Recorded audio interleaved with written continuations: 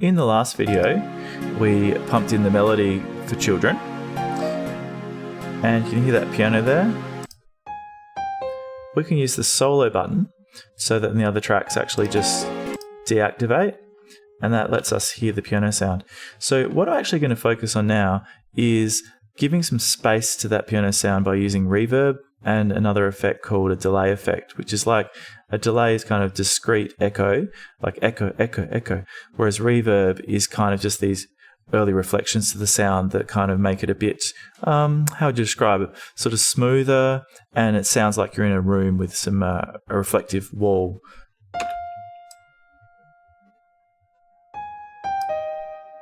Here suddenly there's some space to it. Take it away again. That sounds really dry, but add it back. Now normally you'd find a subtle level, but I'm actually going to leave that reverb pumped all the way up at a 0 level, just at that unity level. And I'm actually going to try adding this delay effect.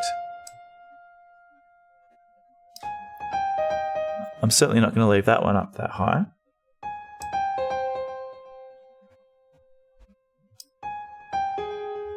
Can you hear it just subtly there? Okay, comparing that, I've got it at 0 and -15. Compare it to the original. And then add those in. And put it in context.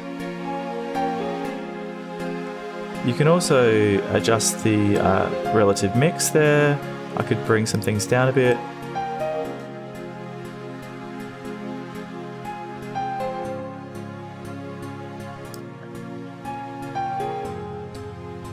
Remembering that I will be adding drums and some other tracks.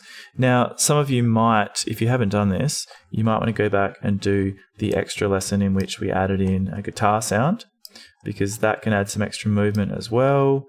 Let's have a listen to that. I'm going to reactivate that by making it yellow. I'm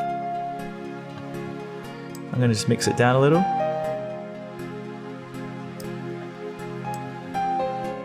Can you hear it just subtly there in the background? Great.